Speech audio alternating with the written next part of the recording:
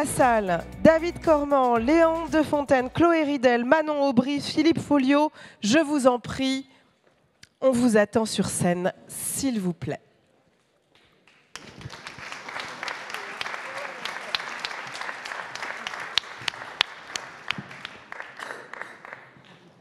Bienvenue. Et Claire, tu veux monter peut-être ? Je candidate pas. Non, tu candidates pas ? C'est bien dommage.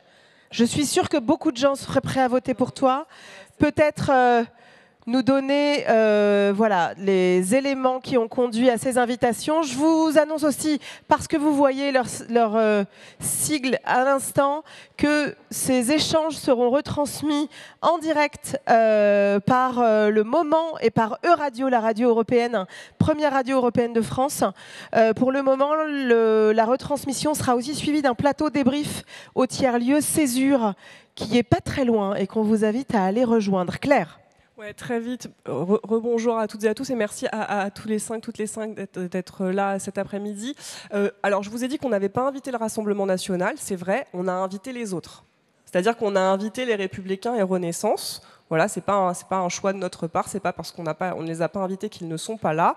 Alors, je ne vais pas vous donner les détails de tout ce qu'on a fait et essayé de faire, mais je vais vous donner la version finale, conclusive de nos échanges. Les Républicains étaient très embêtés parce qu'ils n'ont à cette date désigné que leur tête de liste, à savoir François-Xavier Bellamy, qui n'était pas disponible cet après-midi, et donc ils ne savaient pas qui envoyer pour le remplacer.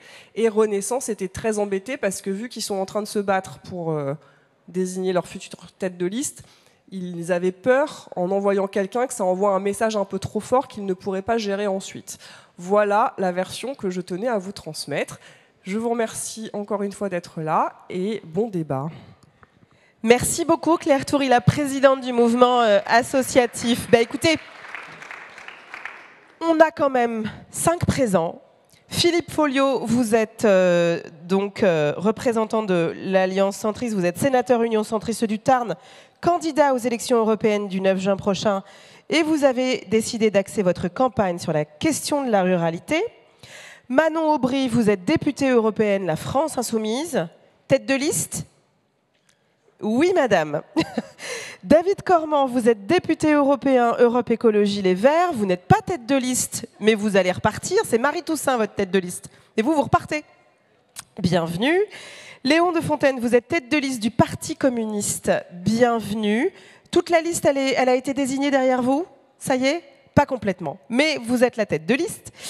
Chloé Ridel, vous êtes porte-parole du PS. Pas tête de liste, parce que ça va être certainement Raphaël Glucksmann. C'est ça. Vous, il va y avoir quelque part une place, vous ne savez pas encore où exactement. C'est ça ? Bon, en attendant, merci en tout cas d'être... En fait, c'est la conférence de Nora qui va venir nous titiller sur la constitution de la liste. Exactement. Mais on va revenir à des choses très concrètes, puisque vous êtes face à des représentants associatifs à qui on a demandé quelles questions ils avaient à vous poser. Je vais me faire le porte-voix de ces questions sur plusieurs temps. D'abord, on va rebondir sur ce que nous a dit Alexandra, et vous avez pu l'entendre depuis Kiev à l'instant. On ira ensuite explorer la question de l'Europe démocratique, de l'Europe ensuite solidaire, pour terminer sur l'Europe écologique. Et ensuite, vous serez interpellé directement par Claire Toury, qu'on vient d'entendre, la présidente du mouvement associatif, sur la place de la société civile en Europe. Je vous demanderai d'être concret, d'être court, mais pourquoi pas de vous répondre. N'hésitez pas, je serai la gardienne du temps, évidemment. Commençons peut-être par l'interpellation à l'instant d'Alexandra depuis l'Ukraine, qui nous dit en fait nous avons la responsabilité de construire un monde meilleur, et la question des valeurs, la question des libertés, la question des droits humains doit rester absolument centrale. Allez, de manière complètement arbitraire, Léon de Fontaine, vous allez prendre la parole. Qu'est-ce que ça vous inspire ? Bien, bonjour à toutes et tous. Un grand merci tout d'abord pour l'invitation. C'est une grande première pour moi, mais je suis ravi d'être avec vous. Sur ce sujet, tout d'abord, je tiens à apporter bien évidemment mon soutien au peuple ukrainien vis-à-vis de l'invasion qu'ils ont subie de la part de la Russie. Et ça invite finalement à réfléchir quel monde voulons-nous. Et lors de la création de l'Union européenne, on nous avait promis paix et prospérité. Et aujourd'hui, on voit que malheureusement l'Union européenne est bien incapable de porter une voix de paix sur la scène internationale. Il y a bien évidemment ce qui se passe en Ukraine, il y a eu l'invasion du Haut-Karabakh par le régime azéri, il y a ce qu'on connaît toutes et tous aujourd'hui à Gaza. Et je pense qu'il est du devoir de l'Union européenne aujourd'hui d'être en capacité de changer les relations internationales et notamment de faire respecter le droit international. Et oui, aujourd'hui, il faut bien évidemment apporter tout notre soutien et notre solidarité à l'Ukraine, mais je pense qu'il est aussi du devoir de l'Union européenne de réfléchir à une manière dont ce conflit va pouvoir aussi cesser. Bien sûr, et cela ne doit pas se faire au détriment de l'intégrité territoriale de l'Ukraine, et je pense que c'est le préalable à tout, et bien évidemment le retrait des troupes russes, mais je pense qu'il est du devoir de l'Union européenne justement de pouvoir se désaligner aussi vis-à-vis des politiques otaniennes et nord-américaines, et de porter une voix de paix et de respect du droit international. Ça, c'est une chose. Mais la deuxième chose, c'est finalement la solidarité internationale qui est posée derrière ce débat, et la nécessité peut-être d'engager de nouvelles coopérations à l'échelle de l'Union européenne, et que l'Union européenne puisse même finalement être motrice dans une nouvelle coopération internationale, coopération bien sûr entre États membres, mais plus généralement une coopération avec les pays de l'Est qui ne sont pas membres de l'Union européenne, mais aussi avec l'espace méditerranéen, avec l'Afrique. Et je pense que cette campagne européenne doit aussi permettre de nous poser ce sujet, cette question-là. Quel rapport voulons-nous au Moyen-Orient? Quel rapport voulons-nous avec l'espace méditerranéen et avec les pays d'Afrique? Et je pense que nous devons changer nos relations et engager de réelles coopérations avec ces pays-là. Et coopération, ça ne veut pas dire qu'il y en a un au-dessus de l'autre, mais que ça veut dire que c'est donnant-donnant. Et je pense qu'on en sortirait toutes et tous grandis. Manon Aubry. Bonjour à toutes et à tous. D'abord, mille merci également pour l'invitation. Pour répondre à la question de Nora, je suis la chef de file de la France Insoumise, donc rassurez-vous. Et je pense que ma présence ici et pour l'ensemble de toute la gauche montre l'importance que le monde associatif a pour nous. Moi, j'en viens, je travaillais pour Oxfam avant d'être élue au Parlement européen. Et je regrette très sincèrement l'absence des macronistes et de la droite qui en disent peut-être assez long de la manière dont ils considèrent le monde associatif dans notre pays et la manière dont ils les ont considérés aussi ces dernières années au Parlement européen, où ils ont plutôt écouté les mots doux des lobbies que des associations. J'en viens au cœur du sujet, rassurez-vous. Pour parler de la paix au niveau international. Clairement, on est tous ici assez jeunes, oui. On a grandi avec l'idée que l'Union européenne était la garante de la paix et qu'on ne connaîtrait plus de guerre sur notre continent. La guerre en Ukraine est évidemment venue frapper cela et nous avons soutenu sans relâche, financièrement, humanitairement, humainement, militairement l'Ukraine au niveau européen et nous avons soutenu également l'ensemble des résolutions dans ce sens. Mais il est clair que quand on parle de paix, on ne peut pas avoir un deux poids, deux mesures. Et je dois dire que j'ai été frappée ces dernières semaines et ces derniers mois au niveau européen de ce deux poids, deux mesures, puisque nous n'avons eu de cesse depuis des mois de demander à ce que notre Parlement européen prenne clairement position pour un cessez-le-feu dans la bande de Gaza et prenne des sanctions à l'égard d'Israël, pas plus tard qu'il y a quelques semaines de cela, et refusé de nouveau par les groupes majoritaires du Parlement européen. Je le regrette d'autant plus qu'aujourd'hui, vous l'avez peut-être vu cet après-midi, il y a eu la décision de la Cour internationale de justice qui reconnaît un risque de génocide dans la bande de Gaza, d'où, à mon sens, la nécessité que l'Union européenne joigne la parole aux actes et comme elle a pu le faire à très juste titre sur la guerre en Ukraine, notre Parlement a pris plus de 20 de résolutions sur le sujet, eh bien nous devrions être à la hauteur de l'histoire, que ce soit vis-à-vis du peuple arménien, que ce soit vis-à-vis du peuple palestinien, que ce soit vis-à-vis du peuple ukrainien.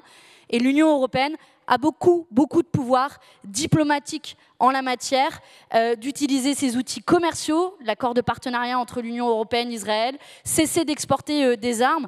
Bref, on a un poids diplomatique et économique sur la scène internationale que nous devrions utiliser de manière beaucoup plus forte. Mais on pourrait vous objecter que si on a un point économique, pour le coup, on est un nain diplomatique. Pardon ? On est un nain diplomatique en Europe. On est un nain parce qu'on est incapable de se mettre d'accord, par ailleurs. On l'a vu depuis que la nouvelle phase du conflit, je dirais, a éclaté entre Israël et la Palestine. Quelques jours après, on a eu un commissaire européen qui a proposé de couper les fonds à Gaza, qui a été après démenti par d'autres commissaires européens. Le haut représentant Joseph Borrell aux affaires étrangères a dit encore autre chose. Et sur les États européens, aux Nations Unies, on en a un tiers qui ont défendu le cessez-feu, un tiers qui ont voté contre et un tiers qui se sont abstenus. C'est bien le sujet, c'est-à-dire qu'en fait, à un moment, il ne peut pas y avoir de diplomatie à partir du moment où il n'y a pas d'unification au niveau européen de la position. David Corman, qu'est-ce que ça dit en fait de l'incapacité pour le moment des Européens à peser sur ces questions internationales? On le disait, voilà, l'Europe devait garantir la paix. Alors c'est pour le coup pas vraiment la faute de l'Europe si Poutine a décidé d'envahir l'Ukraine. Enfin, je ne sais pas, peut-être que c'est votre position, mais quoi qu'il en soit, quelle est la position du groupe des Verts sur cette question? Bonjour, merci beaucoup pour l'invitation. C'est toujours intéressant de débattre de ces questions avec, j'étais là depuis 1 heure avec les réseaux associatifs qui sont des relais aussi et des acteurs majeurs pour faire vivre notre démocratie. Donc c'est précieux d'avoir ces échanges. Je tiquais vite fait quand on disait que c'est pas de la cause de l'Union européenne si Poutine a attaqué l'Ukraine, bien sûr. C'est d'abord de la faute de Poutine. Mais, depuis un certain nombre de décennies, et l'Union européenne et des acteurs politiques majeurs de pays de l'Union européenne ont fait preuve, dans le meilleur des cas, si on est indulgent, d'une naïveté coupable par rapport à Poutine.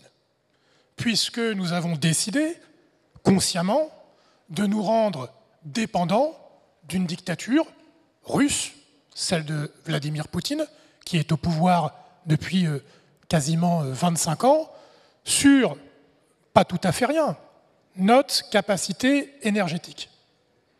Et à aucun moment, on s'est dit, en dehors du fait que Poutine attaque l'Ukraine, qu'il pouvait décider de couper le robinet dont nous étions dépendants. Et ça, pour moi, c'est un révélateur extraordinaire à la fois de notre naïveté et de notre vulnérabilité en tant qu'entité, en tant qu'Union européenne et en tant que pays qui compose l'Union européenne par rapport à ces dépendances. Et donc ce conflit, il révèle ça. Et quand on se rend dépendant d'un dictateur, qui n'est pas tout à fait débile, il sait bien qu'on est dépendant de lui, il se sent autorisé à déborder de son territoire. Et il l'avait déjà fait. Quand il y a le témoignage qu'on a entendu juste avant, qui dit que pour eux, le conflit n'a pas commencé en février 2022, on le sait tous. L'invasion de la Géorgie, on le sait tous. Et donc, en fait, la Crimée. Donc, en fait, il y a un moment où on ne peut pas s'abriter vers une espèce de, comme ça, c'est le coup du sort.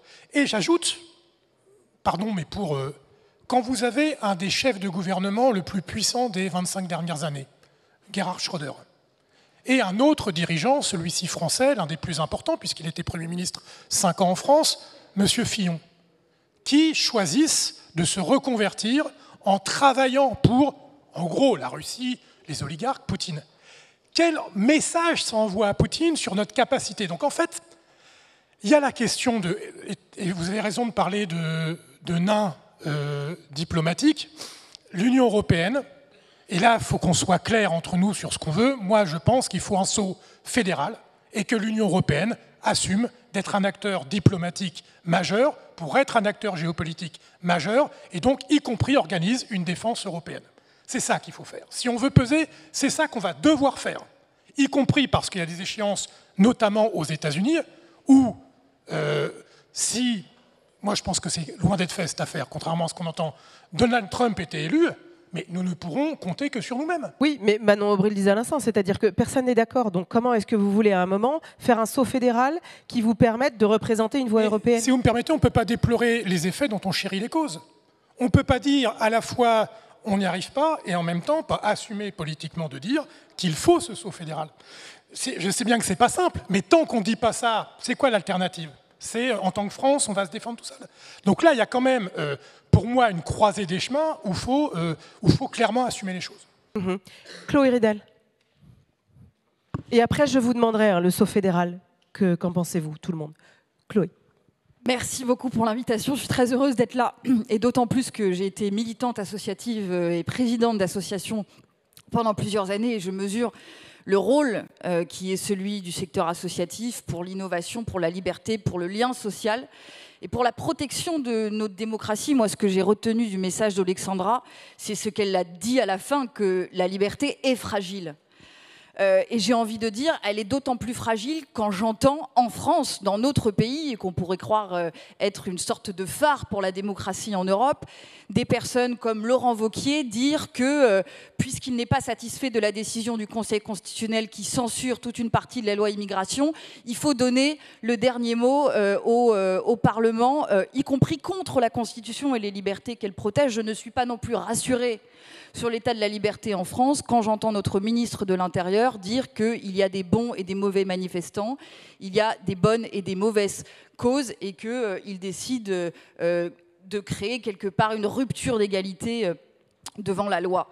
Donc nos libertés sont menacées en Europe, elles ne sont pas acquises. Il y a évidemment une montée de l'extrême droite qui est au pouvoir dans 6 pays européens, qui est aussi haute dans les sondages à l'approche des élections européennes. Donc je crois que ça va occuper beaucoup notre campagne, cette question de la façon dont on peut protéger la démocratie européenne et dont on peut faire de l'Europe un bouclier pour protéger les libertés partout. Sur l'Ukraine, beaucoup a été dit déjà. Cette guerre de la Russie contre l'Ukraine, c'est une guerre en Europe, contre le pouvoir d'attractivité qu'exerce l'Europe sur les pays que Vladimir Poutine considère comme étant sa propriété au sein du monde russe, comme en bon impérialiste qu'il est. Et donc c'est parce que l'Ukraine a voulu se tourner vers l'Europe que Vladimir Poutine l'a déstabilisé, puis envahi. Donc il faut regarder tout cela sans concession. J'entends ce que dit Léon Desfontaines sur la voie de paix que doit être capable de porter l'Europe. Et évidemment qu'à la fin, il y aura des négociations. Mais nous devons soutenir l'Ukraine pour être en rapport, pour être en position de force au moment où ces négociations interviendront. Et je rebondirai aussi sur ce qu'a dit Manon, parce que ce qui se passe au Proche-Orient et à Gaza nous lance aussi un immense défi. Le monde entier nous regarde, et le monde entier regarde si oui ou non nous appliquons une politique de 2 poids 2 mesures quand il s'agit du respect du droit international. Nous ne pouvons pas demander légitimement à ce que ce droit international soit respecté en Ukraine et n'en rien dire quand il n'est pas respecté à Gaza.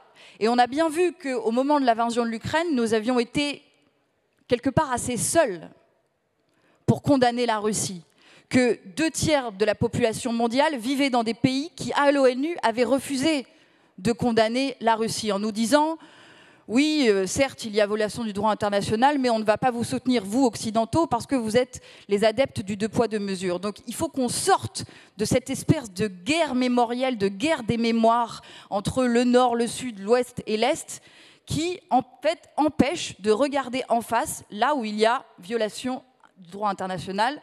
Et donc il faut être capable de dire oui ou non, et si oui il y a violation du droit international, et à Gaza je crois que c'est caractérisé et corroboré notamment jusqu'à aujourd'hui par la Cour de justice. J'en profite parce que c'est tombé il y a 15 minutes. L'Union européenne attend une mise en œuvre immédiate de la décision concernant Israël sur la Cour européenne de justice. Et ben c'est ça, il faut être leader de ça et montrer que nous portons la voix de la paix, du respect du droit international dans le monde. Et pour ça, il faut, à mon sens, œuvrer au cessez-le-feu. Philippe Folliot.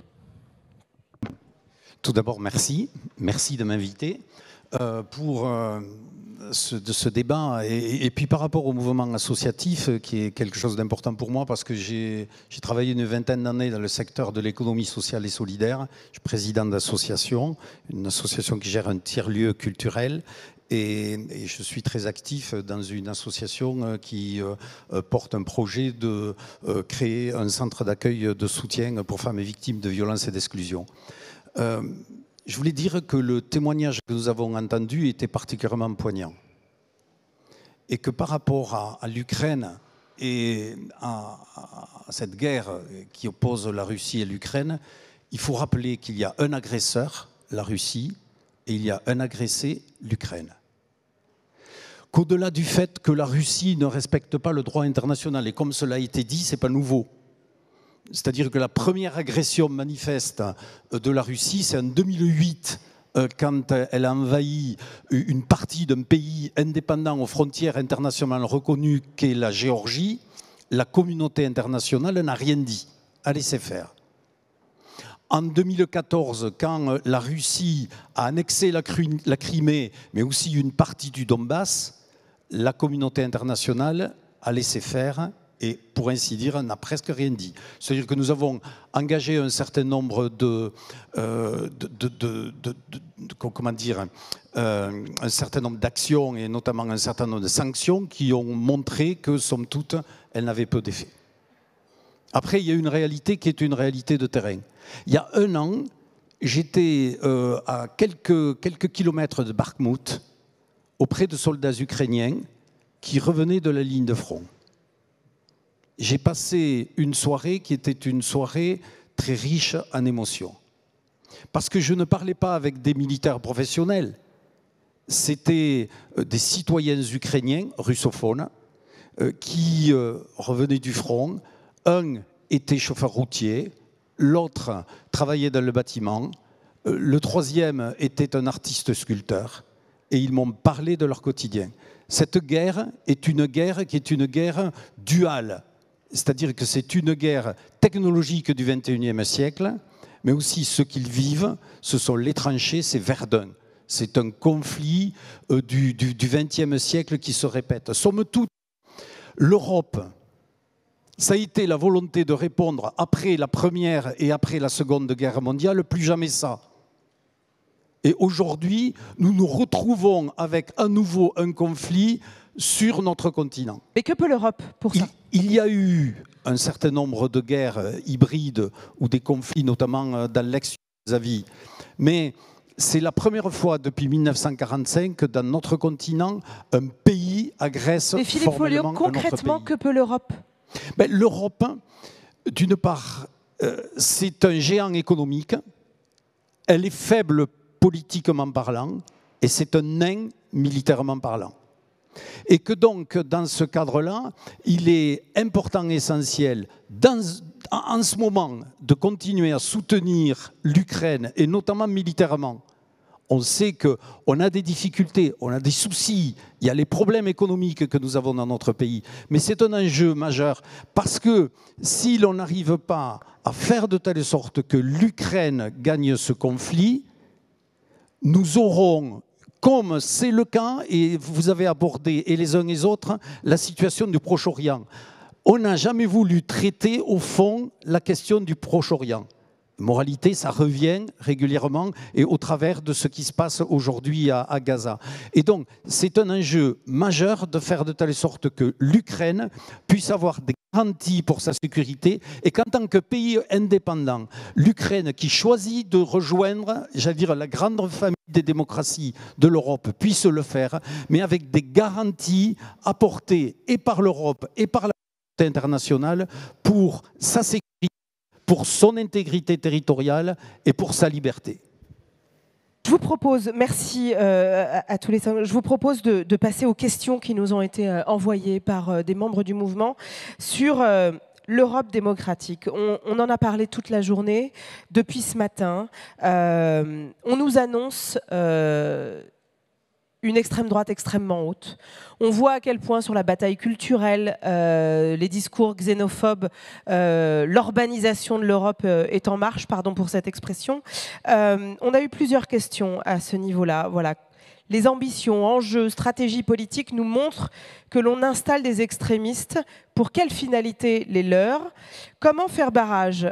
Quelle analyse faites-vous de la montée des populismes en Europe? La société civile peut-elle, doit-elle agir en bouclier? Qu'avez-vous à répondre, Chloé, par exemple? Merci beaucoup pour ces questions. Je crois que ça résume bien les enjeux. Il y a une montée de l'extrême droite en Europe qui se nourrit de plein de choses, de l'injustice sociale évidemment, du sentiment de perte de repères aussi, de bouleversements majeurs écologiques, qui se nourrit aussi et qui est soutenue, cette montée de l'extrême droite, par des régimes qui ne nous veulent pas du bien, par notamment des réseaux pro-russes, mais aussi chinois. Et donc, ce que nous devons faire face à ça, le rôle stabilisateur de la société civile est évidemment déterminant. C'est à la fois rechercher à renforcer la démocratie des institutions européennes et la démocratie européenne en général dans chaque pays d'Europe. Nous, pour ce qui est de la démocratie des institutions européennes, on propose évidemment de renforcer les pouvoirs du Parlement européen. C'est un classique, mais ce Parlement européen n'en est pas vraiment un, puisqu'il n'a pas le pouvoir d'initiative en matière législative et puisqu'il n'a pas le pouvoir de lever l'impôt. Nous proposons également de rompre le lien quelque peu consubstantiel qui existe entre la Commission européenne et les lobbies, notamment dans les phases de consultation que vous devez bien connaître.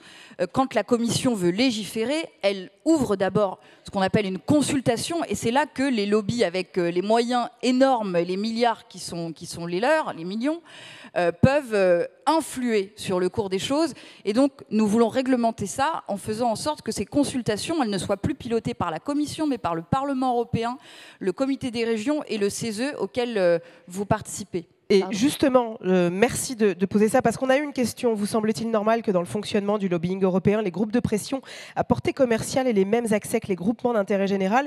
Comment favoriser les interlocutions avec les députés et les institutions européennes pour ces organisations qui ne disposent pas des mêmes moyens pour pousser leur travail d'influence? Voilà. Absolument, donc c'est ce que je dis, voilà, ça a été posé, c'est-à-dire de cadrer ces consultations et de faire en sorte d'éloigner les lobbies pour la coupe privée qui effectivement ont beaucoup plus de moyens, mais c'est aussi permettre de mieux financer les organisations de la société civile et les lobbies d'intérêts généraux avec des financements non conditionnés au niveau européen. Et puis on propose aussi, pour vivifier cette démocratie européenne, de renforcer le mécanisme d'initiative citoyenne européenne dont nous sommes emparés, nous les socialistes, au niveau européen, avec notamment notre camarade belge Paul Magnette.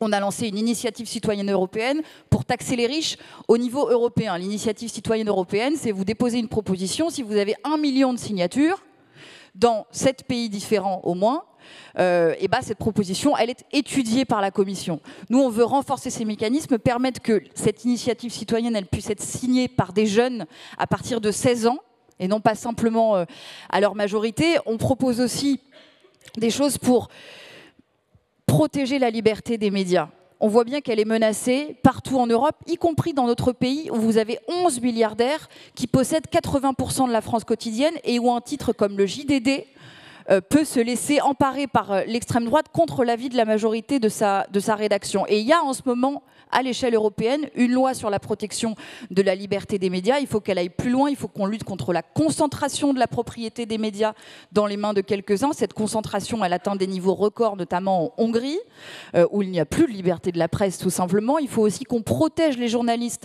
notamment les journalistes d'investigation, contre les procès abusifs en diffamation, contre les gardes à vue. Ici, en France aussi, on l'a vu avec la journaliste d'investigation Ariane Lavrieux, qui s'est fait perquisitionner son domicile et qui a été mis en garde à vue, tout ça par Monsieur Macron et son gouvernement. Donc, il faut que l'Europe, elle puisse être aussi une échelle qui nous protège face à ce type de dérive. Je pourrais continuer comme ça longtemps, mais je ne veux pas on va faire circuler la parole. David Cormand, comment on lutte contre l'extrême droite, les populismes? Large programme. Vaste sujet. C'est les questions qu'on nous pose en permanence. Je n'ai pas la solution miracle. Un petit constat quand même, c'est que je pense qu'il y a 2 choses de mon point de vue essentielles qui nourrissent cette attractivité de l'extrême droite et au-delà de ça, ce qu'on appelle la dérive illibérale. c'est quoi, pour définir un peu les termes, selon moi, la dérive, ce qu'on appelle illibérale, c'est l'hybridation du libéralisme économique, de l'individualisme économique et de l'autoritarisme. C'est ça qui est en train de se passer. Je pense que ça s'explique pour des raisons structurelles. C'est que le modèle économique dominant arrive à bout de souffle. Et pour les tenants de ce modèle économique dominant, appelons-le libéral, il n'y a même plus de possibilité de faire semblant que c'est un truc gagnant-gagnant. Donc la seule façon de le maintenir, c'est par l'autoritarisme. Donc là, il y a une explication, j'ai envie de dire, économique et sociale. Donc tant qu'il n'y a pas une proposition solide, assumée, de renversement du modèle dominant dans lequel on vit, je ne vois pas trop comment on s'attaque à la base de... donc là, la réponse que nous, on apporte, c'est l'écologie politique, je ne vais pas vous faire de... mais je pense qu'il y a quand même une question, alors on dit de narratif, d'imaginaire, là.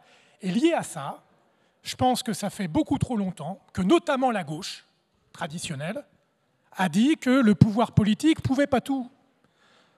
On se rappelle des phrases « l'État ne peut pas tout », etc. Vous comprenez, il y a les lois de l'économie, ces lois de l'économie qui sont votées par personne, mais qui sont censées s'appliquer quand même. Et en fait, je pense que, y compris celles et ceux qui contestent le modèle dominant, ont intériorisé que on était obligé de s'y adapter un petit peu, quoi. Et à un moment, l'addition, elle est présentée. Donc, première chose, il faut dire aux gens que la politique a du pouvoir. Tous les gens qui disent, vous savez, l'Europe, c'est compliqué, c'est pas vraiment eux qui décident. On vient de parler des lobbies. S'il n'y avait pas de pouvoir dans l'Union européenne, il n'y aurait pas de lobbies qui passent leur vie à faire le siège des institutions européennes. Il y a du pouvoir. La politique a du pouvoir. Elle peut changer la vie des gens. Et donc la première chose à dire, c'est d'arrêter, que les politiques arrêtent de dire eux-mêmes, vous savez, je fais ce que je peux, mais c'est compliqué. C'est compliqué, mais on peut changer les choses positivement. Deuxième chose, pas trop... Enfin, la question des valeurs, mais c'était dit au débat d'avant, je crois que quand on a des valeurs d'ouverture au monde, de solidarité, d'humanisme, il ne faut pas céder 1 millimètre. On entend parfois, il y a une tentation, y compris dans les familles de gauche européenne, de dire bah, vous savez, bon, on va tenir sur les trucs sociaux, mais l'affaire des migrants et tout ça, bon, bah, c'est perdu, les gens ils en ont marre, donc tant pis, on lâche là-dessus. À chaque fois qu'on cède 1 millimètre, il est occupé par nos adversaires. Et donc, il ne faut pas céder en rien sur l'affaire des valeurs. L'Union européenne, d'ailleurs, ce n'est pas une affaire de frontières. On nous casse les pieds avec les frontières de l'Union européenne. Non. D'ailleurs, les frontières de l'Union européenne, elles ont bougé. La question de l'Union européenne, c'est la question des valeurs. Et quelles étaient ces valeurs? Celles de la paix, de l'ouverture au monde, de la solidarité, du refus des totalitarismes ou quoi. Et quand on cède sur le ferment des valeurs, l'objet social, j'ai envie de dire, l'objet politique européen, il est attaqué. Et ceux qui l'attaquent aujourd'hui, c'est effectivement l'extrême droite, qui dit même plus vraiment qu'elle est anti-européenne, qui dit, nous, on va prendre l'Europe et on va faire une citadelle, voilà, de l'identité blanche, etc., etc. Manon Aubry ? Même question ? Je pourrais faire une réponse très simple, qui consiste à dire on ne lutte pas contre l'extrême droite en copiant son programme et en appliquant son programme. Parce que c'est quand même le sentiment c'est ce qui est en train de se passer aujourd'hui en France. Je pense évidemment à la loi immigration, mais on en a malheureusement moins parlé, mais c'est tout aussi inquiétant, c'est ce qui se passe aussi en Europe, puisque la même semaine où était conclue la terrible loi immigration raciste et xénophobe, dont un tiers a été censuré par le Conseil constitutionnel hier, en même temps était conclu le pacte asile-immigration, qui prévoit peu ou prou une même remise en cause des droits fondamentaux. On en a parlé tout à l'heure avec Delphine Rouillot de transfert d'asile. Donc je ne reviens pas dessus dans le détail. Donc c'est la première chose que je voulais dire. C'est en tenant bon, ferme sur ses valeurs, sur ses principes fondamentaux. Et la deuxième chose, c'est en poussant les portes des institutions européennes pour faire entrer les citoyens, ou plutôt remettre les citoyens au cœur des institutions européennes. D'abord, en luttant contre le rétrécissement de la société civile. Moi, j'ai été rapporteure d'un rapport au Parlement européen sur ce fameux rétrécissement de la société civile qu'on observe partout en Europe, à la fois parce qu'il y a une criminalisation des acteurs associatifs. C'est encore plus vrai dans d'autres pays européens, mais c'est vrai aussi dans notre pays. Alors, depuis hier, j'ai noté la phrase exacte parce qu'il faudra s'en souvenir. Gérald Darmanin, il a dit qu'on ne répond pas à la souffrance d'un peuple en envoyant des CRS. À bon entendeur, salut pour la prochaine fois. Celle-là, ouais, il faut la noter. Notez-la bien s'il y a des amis ici du mouvement associatif pour les prochaines actions que vous organisez. Mais il y a un problème plus structurel que vous connaissez tous ici dans la salle, qui est un problème de l'accès au financement. Moi, je passais quasiment autant de temps à remplir des dossiers de subvention qu'à faire mon métier. Il y a un problème aussi plus général de l'accès aux portes du pouvoir. Et c'est là où on touche le cœur du sujet. Moi, qui m'a frappé, c'était mon premier mandat de parlementaire, qui est clairement le poids disproportionné des lobbies. Il y a en moyenne 70 lobbyistes par parlementaire au niveau européen. Donc imaginez, hein, c'est comme si j'avais 70 lobbyistes devant à la porte de mon bureau, David pareil. Et vous êtes plus de 700 parlementaires au Parlement. Pardon ? Par ailleurs, vous êtes plus de 700 parlementaires au Parlement. On est plus de 700 parlementaires, donc je vous laisse imaginer le nombre. Il y en a en tout plus de 50 000.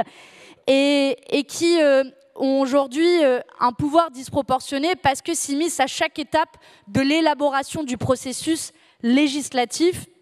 Parce que si vous prenez ne serait-ce que les rendez-vous officiels de la Commission, évidemment, il y a 2 fois plus de rendez-vous avec des lobbies industriels qu'avec des associations ou des ONG. Mais si vous prenez le volume financier total qui est dépensé aussi par les lobbies, c'est des sommes qui sont astronomiques. Je vous en donne juste un exemple. 10 millions en lobbying européen, 10 millions d'euros juste pour la Fédération européenne de l'industrie chimique. C'est rien. Est-ce que vous êtes d'accord du coup avec la proposition du côté socialiste d'un financement complètement ouvert? Est-ce que par exemple l'Union européenne doit financer aussi les lobbies d'intérêt généraux? Alors moi déjà, je ne parle pas de lobby d'intérêt général. J'avais une bataille quand je travaillais à Oxfam pour dire que je n'étais pas lobbyiste, mais chargée de plaidoyer. Et ça a une nuance parce que les 2 différences pour ceux qui font du plaidoyer dans la salle, c'est que vous le faites en toute transparence. Quand je déposais, soumettais des propositions, je les faisais de manière publique. Et la deuxième différence, c'est que quand je gagnais des amendements, ça ne m'arrivait pas souvent, mais quand je gagnais des amendements, mon salaire à la fin du mois ou le volume de financement d'Oxfam n'allait pas changer. Voire même pire, on allait perdre de l'argent parce qu'on était un peu trop visible sur la question des inégalités et de l'évasion fiscale. Quand Monsanto arrive à obtenir le fait que le glyphosate, l'autorisation du glyphosate soit renouvelée pendant 10 ans, a priori le business qu'ils font dessous est démesuré, raison pour laquelle ils investissent tant. Et donc j'en arrive au cœur du sujet pour moi. On peut faire tous les trucs de régulation qu'on veut, tous les trucs de transparence qu'on veut, et on se bat pour cela.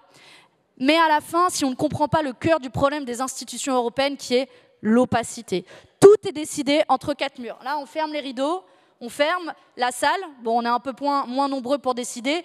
Ni les journalistes, ni les acteurs associatifs, ni encore moins les citoyens ne peuvent accéder à la manière dont la loi est élaborée. Le résultat, c'est que c'est plus facile pour les élus de rendre des comptes aux lobbyistes qui voient en privé plutôt qu'aux citoyens qui les ont élus. Donc démocratiser, plus de transparence. Il faut changer de manière structurelle la manière dont les décisions sont prises. Et quand je l'ai dit, on m'a dit, mais tu sais Manon, ça s'est toujours fait comme ça dans les institutions européennes. Et alors, en fait, les corrompus, les lobbyistes, c'est comme des vampires. Ils détestent la lumière. Et les acteurs associatifs, ils ont aucun problème à agir dans la lumière, là où les lobbyistes ont plus de problèmes. Et de ça découlera tout le reste. Le fait d'interdire les rémunérations annexes des élus, le fait aussi d'éviter les portes tournantes, d'aller de la Commission européenne à un lobby bancaire. Mais si à la fin, on ne remet pas du pouvoir citoyen dans la décision publique, alors on est foutu. Philippe Folliot, puis Léon de Fontaine. La démocratie, elle est menacée, elle est fragile, elle est attaquée. De l'extérieur, on l'a vu par rapport à l'Ukraine. Mais il y a aussi des éléments de complaisance interne. Quand Madame Le Pen, je veux dire, avec ses relations ambiguës avec Monsieur Poutine, c'est un moyen aussi d'affaiblir l'Europe. Quand Monsieur Mélenchon a un certain nombre d'agissements et de comportements un peu limites, que ce soit par rapport donc, à Poutine, que ce soit au regard de ce que tout le monde a pu constater au début de ce qui s'est passé entre Israël et Gaza, ça interpelle. Quand M. Mélenchon lui-même aussi, avec son ami Maduro, au il vous manque, Venezuela, M. Mélenchon, apparemment. Je veux dire, j'étais il y a une dizaine de jours au Guyana, petit pays d'Amérique du Sud, et qui est menacé d'une opération militaire spéciale par son grand voisin, le Venezuela.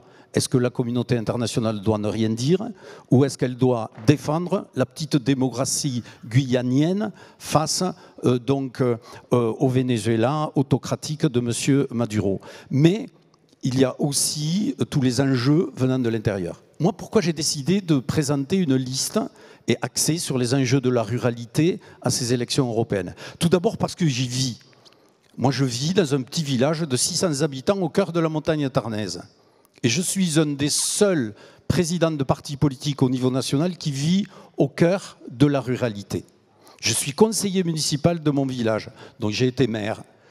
Et ça, pour vous, ça veut dire que cet ancrage local, territorial, rural, ça participe de la nécessaire démocratisation de l'Union européenne? Je crois que c'est un enjeu. Je crois que c'est un enjeu. Mais je voulais dire que pourquoi j'ai décidé de me présenter, c'est parce que je vois dans nombre de territoires, dans mon département, même si un petit peu partout en France, il y a zéro immigration, zéro délinquance, zéro chômage, et les gens votent Front National. Et donc on doit se poser des questions par rapport à ça.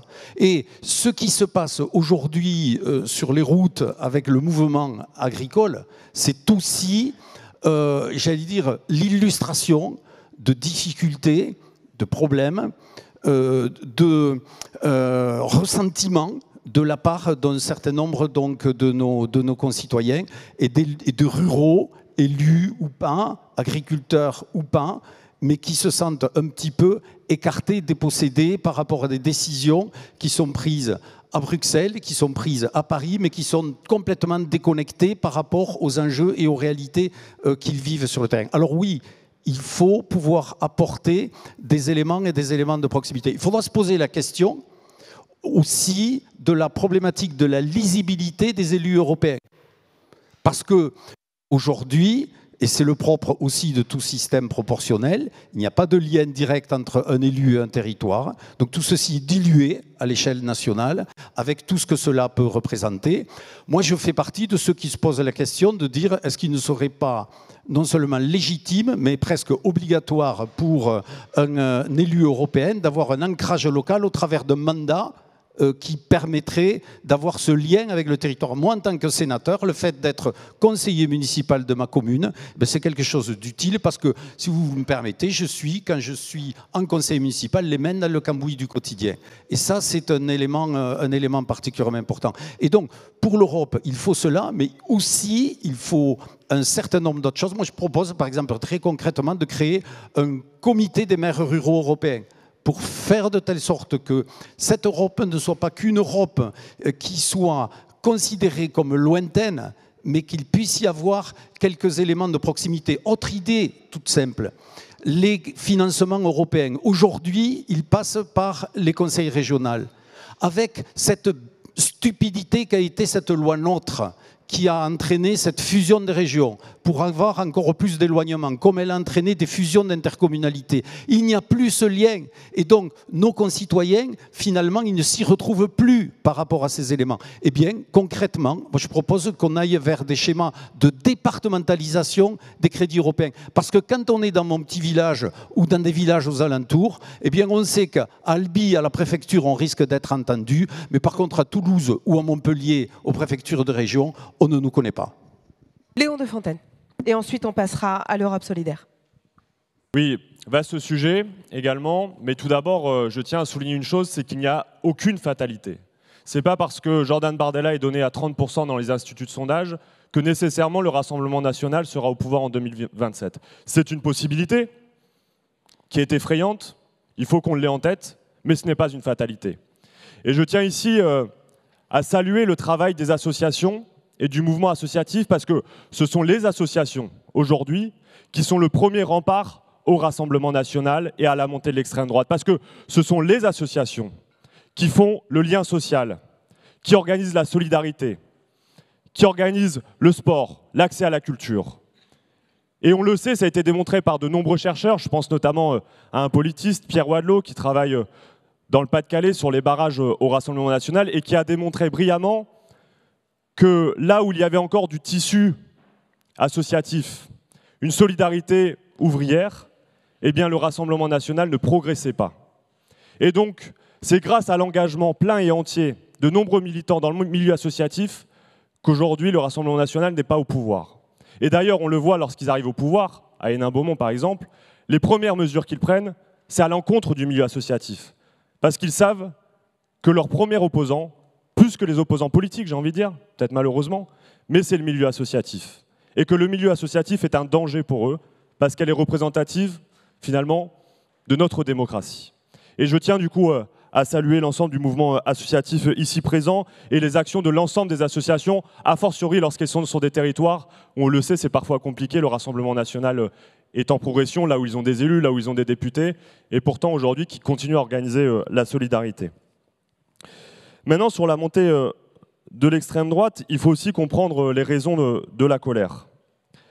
Et en l'occurrence, je pense que la gauche a une lourde responsabilité, parce que lorsque j'entends parler de sursaut fédéral, de davantage d'intégration européenne, je pense qu'on vient trahir une partie des votes et des décisions qui ont été prises par les Françaises et les Français. Je pense notamment au vote contre le traité constitutionnel européen. Moi, je viens d'un département, la Somme, qui est le deuxième département qui a le plus voté contre le TCE en 2005. Parce qu'on a vu directement, peut-être avant tout le monde, les impacts de la construction libérale européenne. On a vu les délocalisations, on a vu la mise en concurrence de nos agriculteurs. Je viens d'une famille d'agriculteurs picardes. Et on a vu les conséquences de la construction libérale européenne. Ça ne veut pas dire qu'on était contre l'Union européenne, ça veut dire qu'on était contre la libéralisation à marche forcée induite par la question européenne. Et avant-hier, j'étais en Picardie avec les agriculteurs qui bloquaient l'autoroute. Et ils nous ont tous dit... Ils nous ont tous parlé de l'élargissement de l'Union européenne et des conséquences qu'ont d'ores et déjà eues l'abaissement des droits de douane, notamment avec le poulet ukrainien qui est aujourd'hui vendu 2 fois moins cher, avec le sucre qui est vendu beaucoup moins cher. Et donc aujourd'hui, l'Europe organise une mise en concurrence à grande échelle, et si à gauche on n'est pas capable de porter une alternative à ce projet libéral, alors oui, il y en a beaucoup qui vont s'abstenir, et il y en a aussi, j'en connais, qui vont tomber dans un vote pour l'extrême droite. Lorsque j'entends l'Union centriste nous dire qu'il faut aller écouter les agriculteurs, oui, mais pourquoi alors vos alliés de Renew au Parlement européen ont voté pour les traités de libre-échange? Ce sont ces traités de libre-échange aujourd'hui qui nourrissent l'extrême droite. Ce sont ces traités qui donnent l'impression à nos agriculteurs qu'ils sont abandonnés par la classe politique, qu'ils sont abandonnés par l'Union européenne. Et ils ont eu des mots forts, ils nous ont parlé de coups de poignard dans le dos de la classe politique. Et je voulais finir là-dessus, sur finalement l'Union européenne et la construction européenne libérale, telle qu'elle est constituée, on nous avait vendu paix et prospérité. Aujourd'hui, nous n'avons ni l'un ni l'autre, et on a bradé une partie de notre souveraineté en échange de cette paix et de cette prospérité. Et finalement, il y a un pacte social qui a été brisé. Et aujourd'hui, il faut recréer un pacte social. Ça veut dire qu'il faut reconstruire une nouvelle coopération européenne qui ne soit pas à la solde du monde de la finance, mais au contraire des services publics, de l'intérêt général, du mouvement associatif, des syndicats et de l'ensemble des travailleurs de ce pays. C'est comme ça qu'on fera reculer l'extrême droite. Monsieur Folliot, répondez. Très rapidement, Monsieur Desfontaines, il ne va peut-être pas constater, mais que la place à côté de moi était vide. Donc, en fonction de ça, s'il a des messages à faire passer à Renaissance, qu'il leur fasse passer directement, mais qu'il ne compte pas sur moi pour ça. Par rapport à la problématique de l'élargissement, bien sûr, il faut que nous préparions un certain nombre d'éléments de transition pour faire de telle sorte que, notamment par rapport à l'Ukraine et sur les enjeux agricoles, ça se fasse en souplesse et dans le temps. Mais, vous savez, moi je suis plus âgé que vous, de beaucoup même du reste, mais je viens d'une région, dans le sud-ouest, où à l'époque, quand il y a eu l'adhésion de l'Espagne et du Portugal, il y a eu beaucoup de manifestations pour dire qu'il ne faut pas que l'Espagne et le Portugal rentrent dans l'Europe. et parce que ça va entraîner un certain nombre de conséquences sur un plan agricole, économique et autres. Et puis aujourd'hui, plus personne ne serait là pour dire qu'il faut que l'Espagne et le Portugal quittent l'Europe. Parce que l'Espagne et le Portugal sont pleinement européens. Et donc, par rapport à l'Ukraine, je crois que c'est exactement la même chose. Simplement, il faudrait être vigilant sur les moyens mis en œuvre pour faire de telle sorte que nous ne soyons pas noyés par des produits agricoles européens, ukrainiens, comme d'autres pays du reste, qui envahissent notre marché en ne respectant pas les règles qui sont celles de l'Europe. Vous, demain, député européen, vous signez les traités de libre-échange avec le Mercosur, avec le Chili. Est-ce que ça, vous signez? Assurément pas. Je veux dire, mais simplement sur ces enjeux, il faut avoir une vision globale par rapport aux enjeux agricoles, aux enjeux industriels et à tout le reste. Et donc faire de telle sorte que nous puissions continuer à commercer avec ces pays, oui, mais sur un cadre qui sera un cadre d'équité et en mettant en avant les éléments de protection pour faire de telle sorte que les règles soient les mêmes. Ouais. Nous avons beaucoup d'hypocrisie, on le voit notamment par rapport à tout ce qui a trait aux OGM aujourd'hui. Eh bien, l'Europe, la France en particulier, est dans une position hypocrite parce qu'on dit on ne veut pas d'OGM plantés dans notre pays, on ne veut pas faire de la recherche sur les OGM, mais on continue à en importer. Et donc, dans ce cadre-là, soyons sur des schémas qui soient des schémas logiques et cohérents et qui s'appliquent à nos agriculteurs les mêmes choses qu'on demanderait et qu'il faut demander aux autres. Merci beaucoup. On va passer à l'Europe solidaire. On a été évidemment interpellés par beaucoup d'associations qui nous ont parlé, et on en parlait dans l'échange précédent, autour de la question migratoire. Clairement, l'Union européenne vit et a vécu et vit encore une crise de l'accueil. On parlait tout à l'heure de la question des valeurs. Et on a été interpellés. Comment peut-on mobiliser les eurodéputés et les candidats aux élections européennes sur les questions migratoires et de droit d'asile? Depuis 10 ans, nous connaissons en Europe une crise de l'accueil des migrants, alors que les pays multiplient les initiatives nationales sur le sujet. Quelles sont vos propositions pour que l'Europe résolve cette problématique? Quelle relation l'Union doit-elle entretenir, selon vous, avec les principaux pays de départ des populations exilées? Et dans un second temps, cette Europe sociale que beaucoup appellent de leur vœu, à quand une politique commune de la protection sociale pour les populations européennes?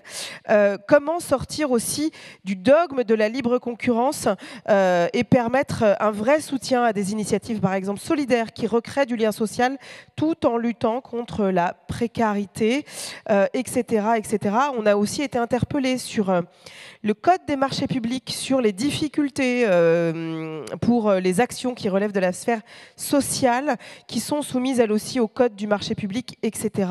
Je vous laisse tirer le fil que vous souhaitez. On a eu, mais on y reviendra certainement plus tard, hein, des questions sur le régime associatif, évidemment. David Cormand? Ouais, merci. Il y a beaucoup de sujets dans ce que vous... Oui, il y a beaucoup de... Je vous livre les questions en vrac. Oui, on a beaucoup de sujets qui se recoupent. En lien, d'ailleurs, on peut faire le pont entre la question démocratique qu'on abordait juste avant et la question sociale sur comment on donne des outils aux citoyennes et aux citoyens européens pour s'organiser, pour faire les deux. Et je crois qu'il y a une initiative qui a été lancée pour faire un projet de résolution sur Ensemble pour une société inclusive, qui est porté par le milieu associatif. Et je pense qu'il y a la question, effectivement, d'un statut associatif européen pour permettre de pouvoir militer, y compris en sécurité, parce que c'est aussi une question qui se pose. C'est qu'on en est là. C'est qu'il va falloir s'organiser pour offrir un statut de militant associatif. Et ça, l'Europe peut le faire pour pouvoir continuer à militer dans des bonnes conditions. Mais sur la question sociale, d'abord, la dérive libérale du monde, elle n'a pas commencé avec l'Union européenne. Et ce qu'on appelle les dogmes libéraux de l'Union européenne, c'est ce qui est décidé par les majorités politiques successives dans l'Union européenne. C'est-à-dire que ce n'est pas quelque chose qui est, en tout cas moi je ne le crois pas, intrinsèquement lié avec la construction européenne. Et je pense d'ailleurs que ce serait une très grande erreur de continuer à faire penser ça. Puisque de mon point de vue, il n'y a pas de perspective de souveraineté citoyenne, sociale et écologique dans l'Union européenne sans l'Union européenne. On est dans un moment géopolitique où des grands blocs se constituent sous nos yeux, avec des stratégies d'ailleurs assez défensives, parfois aussi d'ailleurs offensives, mais défensives, protectionnistes. C'est plutôt le modèle qu'ont choisi les États-Unis avec l'acte de réduction de l'inflation. Je dis les trucs en français pour que ce soit plus facile à comprendre. Puis en plus, je parle très mal anglais, donc c'est plus simple comme ça. Et puis la Chine qui a pour coup une stratégie plus... Comment on fait, nous ? Comment on fait ? Est-ce qu'on pense que c'est une coopération interétatique qui va faire que ça fonctionne mieux ? Moi, je ne crois pas ça. Je crois que si on veut être autonome, on entend beaucoup parler de souveraineté. Pour moi, la souveraineté, c'est en somme avoir le contrôle sur ce dont dépend notre subsistance. Si nous voulons avoir le contrôle en tant qu'Européens sur ce dont dépend notre subsistance, on a besoin de la masse critique de l'Union européenne. Évidemment, à condition qu'il y ait une majorité politique qui pousse un agenda, comme on dit, social. Elle le fait parfois. Par exemple, pendant cette mandature, il y a un salaire minimum européen qui a été adopté. Alors on peut toujours dire, c'est pas le même qu'on aurait voulu, etc. La réalité, c'est que ça a changé le quotidien de 20 millions d'Européennes et d'Européens, et notamment les plus pauvres, qui sont souvent, au passage, des femmes. Et donc, quand on arrive à s'organiser à 27, à 500 millions, on a une capacité prescriptive qui est, de mon point de vue, bien plus puissante que les États européens s'ils agissaient séparément. Surtout qu'on a vu, comment dire, dans l'histoire des pays européens, je le disais tout à l'heure, que le choix de se tourner vers le libéralisme, on y a déjà assisté. Moi, je crains une démarche où à un moment, ces grands blocs géopolitiques se fassent sans nous et que les différents États européens isolés soient rachetés par appartement par tel ou tel intérêt de grande puissance. Donc je pense que ce n'est pas une bonne idée d'agir de cette façon-là. Sur asile, immigration, je sais que ça a été évoqué un peu longuement, mais pas assez longuement dans la table de ronde, mais ce qui a été dit par...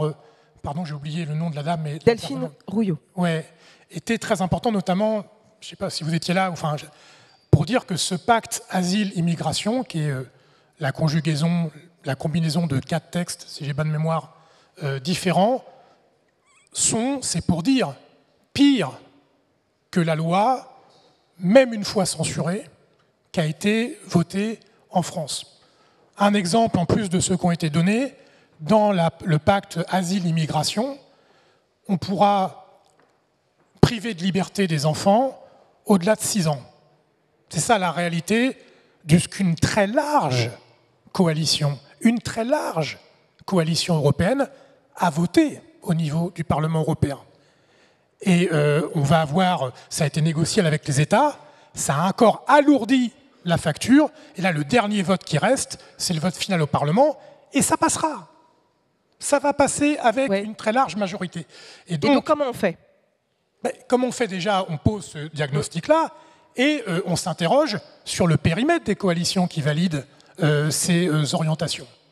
Et après, on trouve les propositions, les majorités pour pouvoir faire obstacle à cela. Et ça, pardon, mais c'est que le contrôle citoyen qui peut le faire. À la fois des associations qui militent, elles le font déjà énormément, et d'ailleurs elles sont à bout de force, mais le contrôle des citoyennes et des citoyens par le vote. Et donc si toutes les personnes qui sont révoltées par ces orientations-là au niveau européen se mobilisent pour voter, ça envoie un signal. Je veux finir sur un truc. Oui, vraiment en 30 secondes. Ouais, pardon, il y a 5 ans, il y a eu les mobilisations sur le climat, les marches climat, etc., etc. Ça a permis d'envoyer un message de la part de la société et d'envoyer un certain nombre de députés verts, pas assez, mais plus qu'il n'y en avait jamais eu, et ça a poussé l'institution à quand même bouger un peu. On pourrait parler du pacte vert, on en parlera peut-être après, il est insuffisant. Mais sans ce vote-là, il n'y aurait même pas eu le pacte vert. Donc la question du vote qu'on déclenche à un moment d'une élection, elle a un impact malgré tout sur ce qui est voté à la fin. Manon Aubry. Et je vous demanderai d'être un peu plus raccourci, parce que sinon on va exploser les temps. Je me permettre, il y en a qui ont eu 2 fois la parole au temps de paroles précédentes, et c'est ni Chloé ni moi. Oui, mais c'était un droit de réponse parce qu'il a été interpellé directement. Je vais balayer à la truelle alors. Alors que chaque sujet mériterait 4 heures de débat. Sur la question migratoire, pour pas aller trop long, on a fait la démonstration qu'on était capable d'accueillir sans aucun problème les migrants qui venaient d'Ukraine à très juste titre. Et on est aujourd'hui incapable de le faire pour ceux qui viennent d'Afghanistan, d'Iran, de Palestine et je ne sais quel autre pays qui vit des conflits horribles. Et ça me fait honte. Et je pense qu'on a un devoir d'humanité et d'interpellation aussi de toutes les âmes de bonne conscience qui vont regarder la nationalité, la religion ou la couleur de peau avant de l'accueillir, alors que quand on doit être un être humain, on doit accueillir tout court.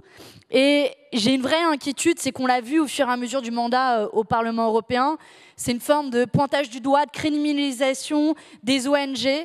De plus en plus, le groupe de droite, le PPE, notamment après le scandale de corruption Qatargate, a dit c'est la faute des ONG, et puis pouf, ils essaient de mettre des mesures anti-ONG, là où nous, on tente de se battre pour un corps européen de sauvetage en mer. 2, l'Europe sociale, pour lequel il faudrait aussi 4 heures. L'Europe sociale, sur le papier, c'était un beau projet, mais ça n'a pas tenu ses promesses. La preuve en est, c'est qu'avec notamment les élargissements, la moitié des délocalisations en France se sont déroulées au sein même de l'Union européenne, et que la question, elle est industrielle, elle est maintenant évidemment agricole. On l'a vu avec la concurrence déloyale que pose l'importation de produits ukrainiens, mais aussi par-delà le monde entier avec la multiplication des accords de libre-échange et la folie. Je pense que ceux qui nous dirigent au niveau européen, ils sont drogués au libre-échange et qu'il faut les sevrer parce qu'en pleine crise agricole, pas plus tard que cette semaine, une coalition qui va des sociodémocrates jusqu'à l'extrême droite ont validé 2 nouveaux accords de libre-échange avec le Chili et le Kenya, c'est-à-dire faire venir des produits du monde entier et qui sont évidemment produits dans des conditions sociales et environnementales très différentes. Sachant qu'en novembre dernier, il y en a eu un avec la Nouvelle-Zélande. Exactement, et je m'étais obsédée sur la Nouvelle-Zélande parce que c'est le premier exportateur de lait au monde. Ça n'intéressait pas grand monde à ce moment-là. Et évidemment, quand on voit que nos producteurs de lait peinent à vendre à 30 centimes le litre de lait à Lactalis, qui ensuite le vend à 2,50 € dans nos étals par Lactalis notamment et qui se fait des marges conséquentes. La question de la concurrence, elle est liée au dumping social et pour moi, ça fait partie des endroits où l'Union européenne n'a pas tenu sa promesse. Et comme j'ai fait une promesse, c'est d'être courte, je termine par un sujet qui est aussi très lié au milieu associatif, qui est la question de l'austérité. Et là, je veux lancer une alerte très solennelle. Il y a eu une suspension des règles budgétaires, les 3% de déficit, les 60% de dette, au moment de la crise du Covid, et ça va revenir par la grande porte cette année avec notamment des sanctions qui sont augmentées contre les États qui ne les respectent pas. Et quand on sait que les États délèguent de plus en plus les services publics, vous pourriez lever la main ici dans cette salle, vous acteurs du milieu associatif, combien de fois vous êtes retrouvés à jouer le rôle, les fonctions du secteur public à la place des services publics. Et quand on sait que l'austérité qui va venir, qui va demander plus de 24 milliards d'euros d'économies chaque année à l'État français, ça veut dire que les services publics vont encore plus, se désengager et se faire remplacer par le secteur associatif, et 2, avoir de moins en moins de financement pour le secteur associatif. Donc les promesses finalement de prospérité et les promesses d'égalité qu'ont fait l'Union européenne ont vite été remplacées par cette religion de la concurrence, du marché, du libre-échange. Et c'est avec ça, je pense, qu'on doit mettre un terme. Merci beaucoup, Monsieur De Fontaine. Oui, je vais essayer aussi d'être le plus synthétique possible vis-à-vis de la question qui a été posée sur la question migratoire. Je pense que c'est déjà important de dire que nous devons prendre la main sur le débat. Parce que trop longtemps, on s'était dit qu'il ne fallait surtout pas ouvrir la boîte de Pandore sur ce sujet parce que ça allait entraîner une surenchère xénophobe. Et je pense qu'on avait raison d'ailleurs. Peut-être, en tout cas partiellement. Bon, la réalité, c'est que la surenchère xénophobe, maintenant, elle est bien présente et on l'a vu pendant les débats, enfin le peu de débats qu'il y a eu d'ailleurs, à l'Assemblée nationale et pendant tous les débats qu'il y a eu sur la loi immigration. Et je pense qu'il faut aussi qu'on soit en capacité de dire qu'il faut qu'on légifère sur ce sujet. Parce qu'on ne peut pas dire que tout va bien, même avant la loi immigration. Lorsqu'on voit les camps de fortune à Calais, dans ma région, lorsqu'on voit les camps de fortune à La Chapelle, à Paris, on ne peut pas dire qu'il n'y a pas un sujet. Mais maintenant, du coup, le débat, c'est qu'il y a 2 possibilités. Il y a ce que nous propose l'extrême droite, qui est aujourd'hui rattrapée par la droite, voire par la majorité présidentielle. c'est-à-dire empêcher et rendre de plus en plus difficile l'accès à la régularisation. Et ça veut dire développer de manière considérable, et il faut le dire aussi, l'immigration clandestine. Parce que de fait, les réseaux seront ce sera de plus en plus compliqué pour être régularisé, donc il y aura de plus en plus de réseaux mafieux qui vont s'installer pour contrebalancer, parce que l'immigration zéro, ça n'existe pas. Et d'ailleurs, Giorgia Meloni, ça le prouve. La première ministre italienne, et elle vient effectivement d'ouvrir des quotas. Et en tout cas, elle avait dit on va faire un grand blocus maritime, il y aura 0 immigré, etc. Aujourd'hui, elle est confrontée au fait que, en fait, de fait, il y a de l'immigration. Parce qu'il faut se poser les raisons aussi, et j'y viendrai après, pourquoi les personnes partent de leur pays. Et donc, l'autre possibilité, c'est de dire finalement qu'il y a peut-être un problème dans la politique d'accueil, plutôt. Et c'est ce que nous devons, je pense, toutes et tous ici présents, porter dans le débat public. Et on a une responsabilité importante, en tant que, je pense, force progressiste, d'imposer ce débat dans le débat public. Et la politique d'accueil, moi, je le résumerai autour de 3 principes. La politique migratoire, accueillir, intégrer, coopérer. Accueillir, ça veut dire mettre en place des centres d'accueil qui permettent à ce que chacune et chacun qui en attendent de régularisation puisse vivre dignement et ne soit pas obligé soit de vivre dans des bâtiments complètement insalubres ou de l'autre côté, de loger là où ils vont trouver de la place sous une tente. Ça, c'est insupportable. Donc il faut des véritables centres d'accueil. L'intégration, ça veut aussi dire que des personnes qui sont sur le territoire, notamment le territoire français, qui travaillent, qui cotisent, eh bien, qu'ils puissent être considérés comme des travailleurs à part entière et des citoyens à part entière. Et donc, qu'ils puissent avoir les mêmes droits que tout le monde. Et la coopération, c'est la coopération européenne tout d'abord. C'est-à-dire que chaque pays doit prendre ses responsabilités sur l'accueil de migrants. Et ça ne doit pas être délaissé aux seuls pays de l'Europe du Sud. Et la coopération aussi, et j'insiste sur ce point, avec l'espace méditerranéen et l'Afrique. Parce qu'il faut aussi se poser les questions des raisons qui poussent les gens à partir de leur pays. Et personne ne le fait par gaieté de cœur. Et il y a bien sûr ceux qui fuient la guerre et l'oppression. Mais il y a aussi ceux qui fuient la misère. Et ce n'est pas un sujet à négliger, il faut qu'on le traite, nous.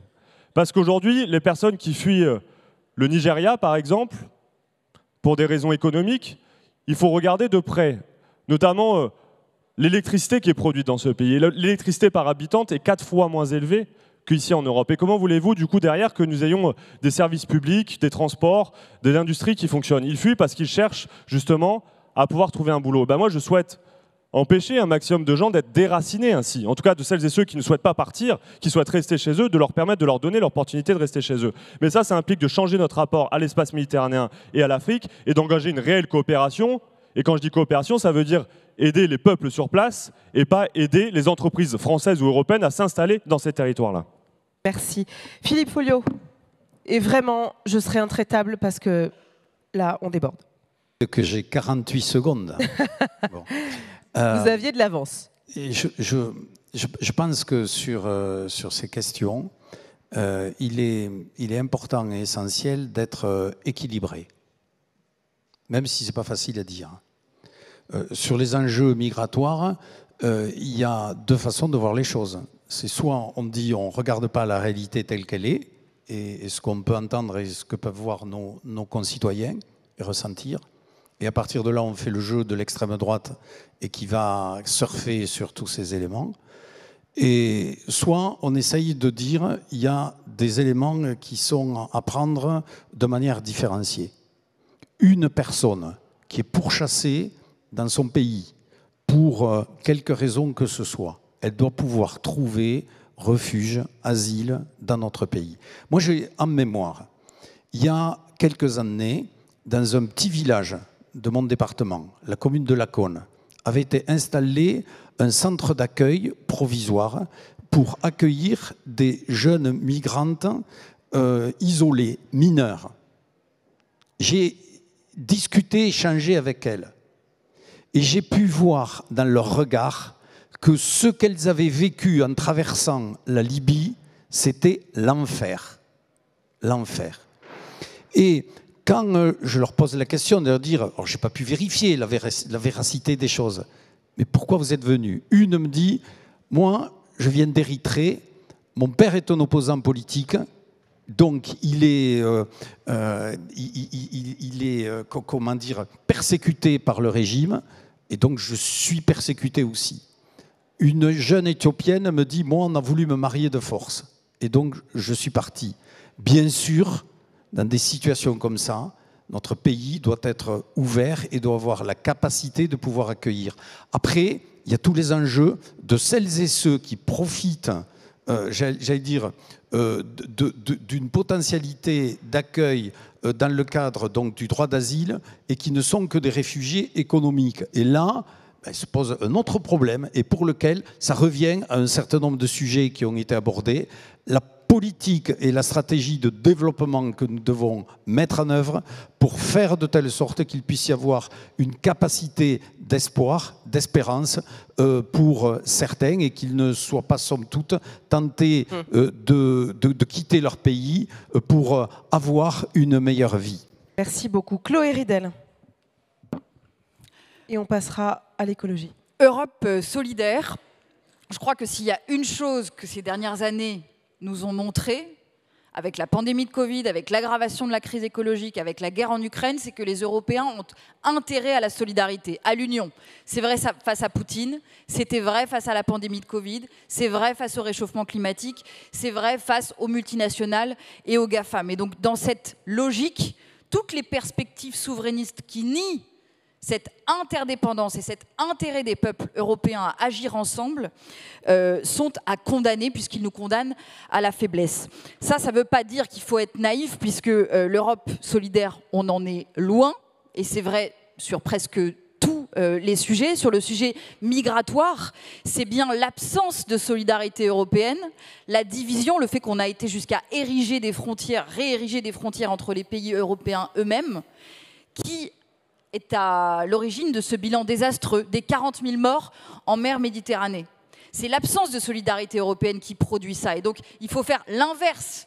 Il faut réformer Dublin, il faut faire en sorte qu'il y ait un mécanisme de répartition solidaire Dublin étant le règlement en fait, qui arrive sur le continent européen. Dublin, parce qu'on va être clair, c'est donc ce règlement qui indique que c'est au premier pays d'arrivée en fait, de gérer les demandes d'asile. Et c'est précisément parce que nous avons laissé l'Italie, précisément parce que nous avons laissé la Grèce seule face au flux, que l'extrême droite a monté en flèche dans ces pays-là. Parce que les populistes s'en emparent tout de suite et disent « Regardez, il y a des flux massifs d'arrivées que nous n'arrivons pas à contrôler, à maîtriser, donc ça veut dire qu'il y a une submersion migratoire, alors qu'en réalité, ce sont quelques milliers de personnes. Et nous sommes près de 400 millions. Et donc, c'est notre incapacité à gérer ces flux de façon humaine et organisée et coordonnée qui crée cette situation et qui crée aussi un terreau pour la montée de l'extrême droite. Donc la solidarité, il nous la faut en matière migratoire. Mais je veux parler aussi de choses qui peuvent vous concerner plus directement, vous, acteurs associatifs et de la société civile. Quand on parle de l'Europe solidaire, il faut aussi qu'on arrive à concevoir différemment tout ce que vous faites et à concevoir différemment l'action qui est la vôtre. Le principe même d'activité économique non lucrative n'est pas reconnu en droit européen. Le principe même d'investissement social n'est pas non plus bien mesuré et bien reconnu en droit européen. Et c'est ça qu'il faut changer, parce qu'il faut arriver à ce qu'on se mette dans la tête que les dépenses sociales ne sont pas des coûts qu'il faudrait raboter, mais des investissements dont il faudrait mieux mesurer la richesse. Quelque part, le secteur associatif, vous êtes un secteur entre les pouvoirs publics d'une part, le marché d'autre part. Vous prenez soin de la nature, vous prenez soin des êtres humains, tout ce que le marché abîme parfois trop. Et donc, les financements que nous vous octroyons, ce qu'on appelle les dépenses sociales, derrière, ont des retombées énormes en matière de bien-être, et ça qui nous coûterait, si on ne vous finançait pas, si on ne finançait pas les banques alimentaires, si on ne finançait pas France Terre d'Asile, quelque part, ce serait encore pire, ça nous coûterait encore plus cher pour en rester à des considérations purement économiques. Donc je sais qu'il y a une taxonomie sociale qui est en cours de discussion à Bruxelles, il faut le regarder attentivement. Alors, mais il faut aussi changer la perspective qui est la nôtre sur la dépense sociale. Ouais, une taxonomie, c'est-à-dire une codification en fait de ce qui rentre ou pas dans un cadre législatif, c'est ça. Donc qu'est-ce qui va être inclus, exclu, c'est ça. Vous avez terminé ? Ou vous aviez quelque chose à ajouter sur l'Europe sociale ? J'aurais plein d'autres choses à dire. Je pense que ce qu'on peut dire déjà, il faut la définir. C'est quoi l'Europe sociale? C'est pas une Europe qui concentrerait toutes les compétences en matière sociale, qui se mettrait à faire la politique hospitalière ou la politique de l'emploi, etc. Une Europe sociale, c'est d'abord une Europe qui arrête de mettre en concurrence les travailleurs et les systèmes fiscaux. Point.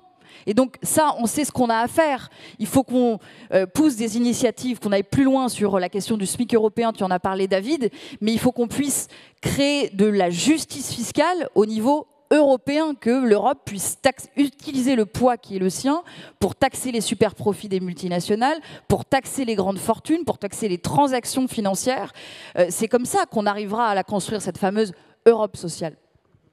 On arrive à l'avant-dernière thématique, hein, la question écologique. Et comme on a pris du retard, je vais vous poser une seule question.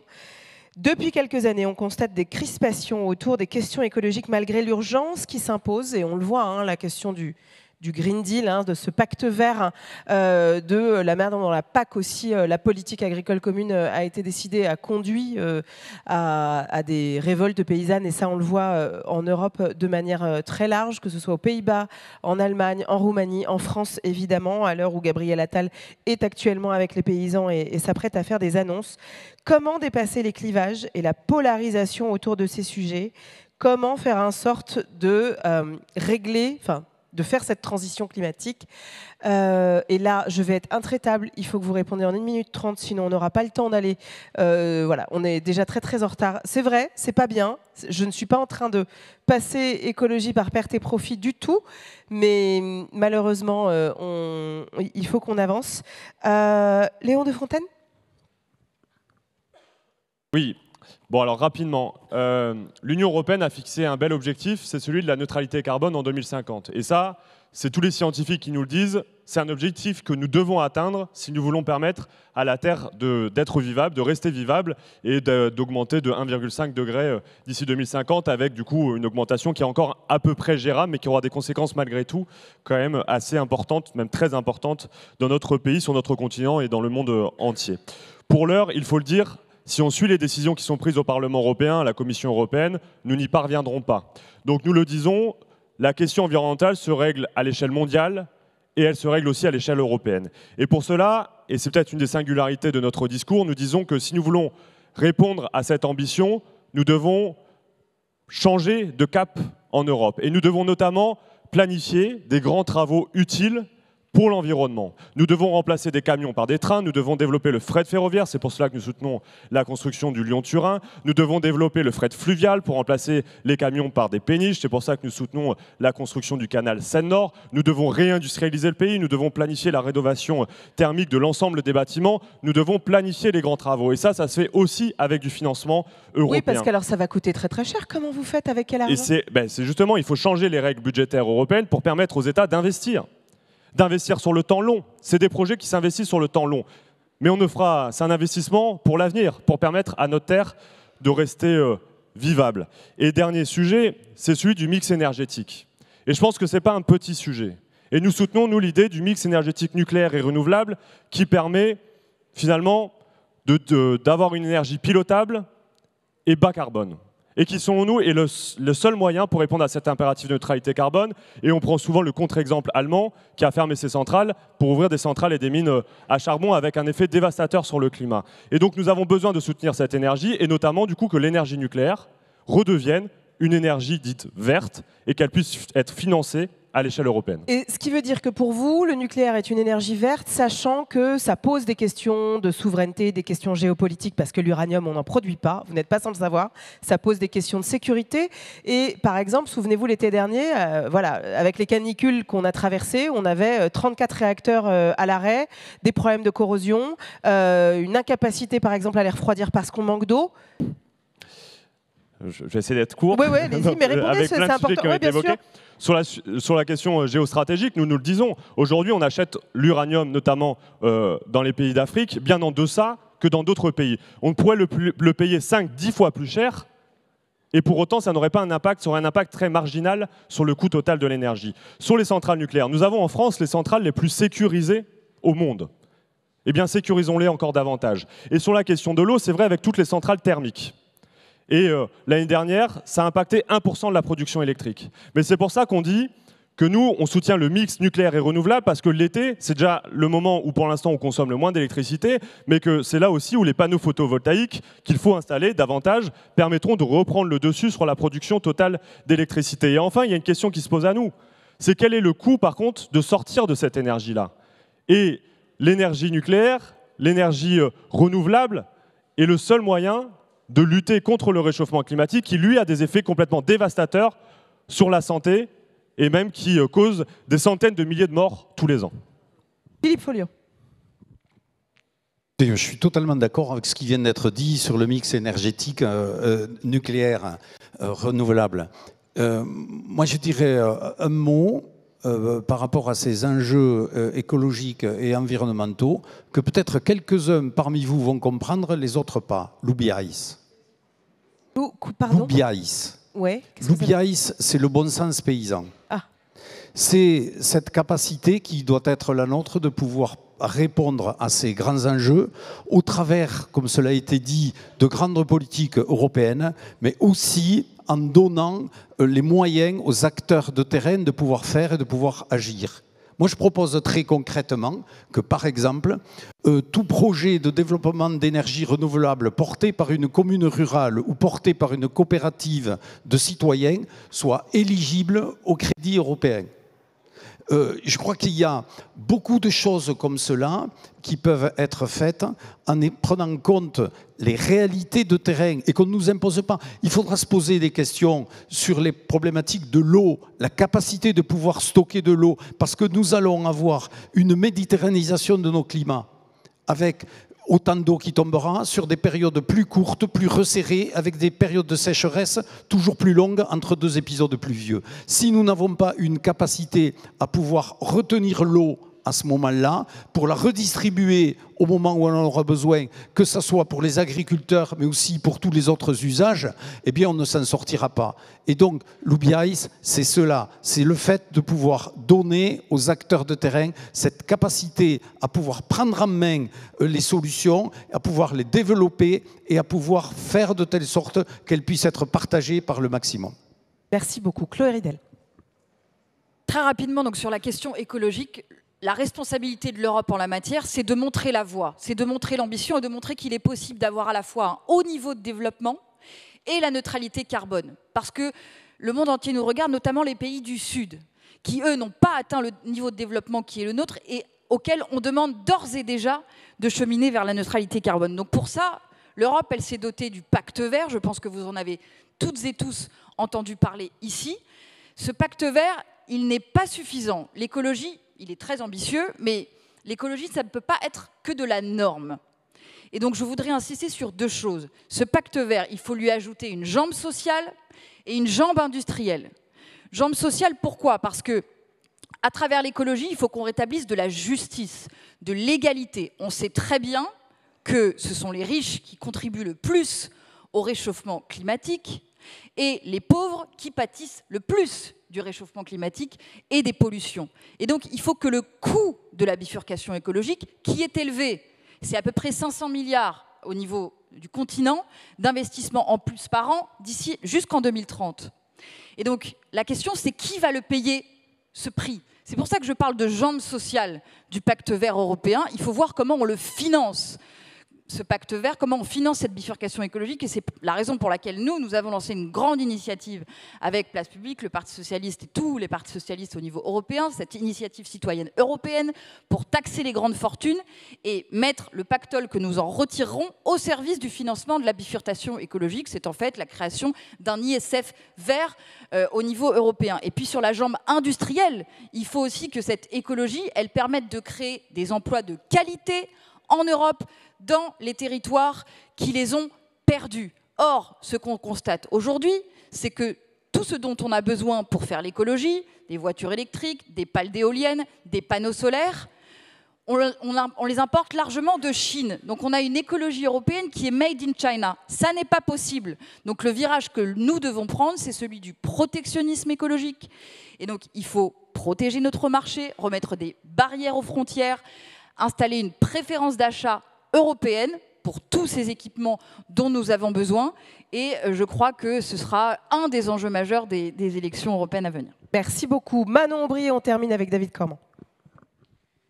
Merci beaucoup. Il y a clairement un enjeu de cohérence quand on parle d'écologie au niveau européen. Je passe sur le fait que déjà l'objectif que s'est fixé l'Union européenne, c'est-à-dire une réduction de 55% des émissions de gaz à effet de serre d'ici 2030, n'est pas suffisant pour être dans les clous des accords de Paris puisqu'il faudrait 65%.